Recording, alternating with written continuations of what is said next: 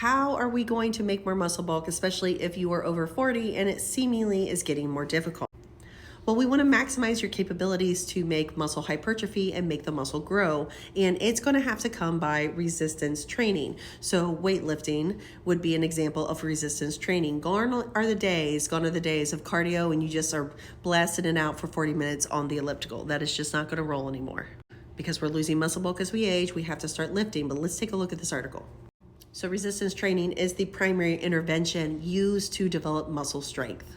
And as you are doing this resistant training, you are going to gain muscle mass, which is the goal of reducing sarcopenia. But remember, we also want strength and function. We also know the more muscle mass we have, that we will have decreased risk for various diseases such as cardiovascular disease, metabolic disease, less likely to develop type 2 diabetes. So how do you make your muscles grow? Well, your muscles actually growing is a muscle hypertrophy, so gaining. So muscle hypertrophy happens when muscle protein synthesis exceeds muscle protein breakdown. So you're making more than you're tearing down, and it results in a positive net protein balance in a cumulative period. And this is going to be achieved with resistance training and protein ingestion. You have to fuel your body. You cannot starve yourself and grow muscles. This is a lesson women 40 plus have to learn. You cannot starve yourself anymore. It's not going to work. I say anymore. You shouldn't starve yourself ever, but you know what I mean. So from the nutrition point of view, protein intake along with resistance training is the stimulus to make muscle protein synthesis, otherwise known as grow your muscles. And the accepted amount that you should lift to make that muscle bulk generally rolls in the range of 1 to 3 sets at 70 to 85% of the 1 rep max. And I have been telling women generally 3 sets of 8 or 5 sets of 5 at 70% of your 1 rep max if we happen to know it.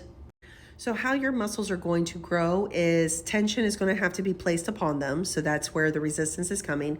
There has to be enough stress to cause change, and it stresses it so much there is muscle damage. So these factors can occur by doing the resistance training, lifting, and the progressive mechanical tension overload is considered one of the main factors of muscle growth. So making your muscles.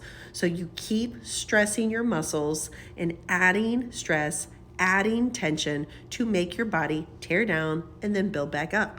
Lately, I've been shifting to having my women lift much heavier than I ever have before. I'm going with the 5x5 model. I'm having to do 5 sets of 5, and oftentimes I'm having them just do 5 exercises, and the goal is for them to have a change in how they've been lifting, because previously they've been doing like 3 sets of 10 or 2 sets of 15.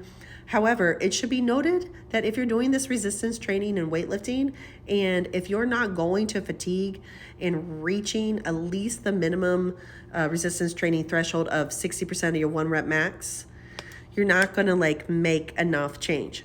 You're going to have to lift heavier now that we're older to make more change. You need to stop thinking you're going to lift those light little weights and just tone. That might have been fine, 35 and under. But now that our protein synthesis and our muscles aren't building the way they once were, we have to literally try harder. But on that same thread, I need you to train, and your diet is just as important. If you are not fueled, you cannot grow.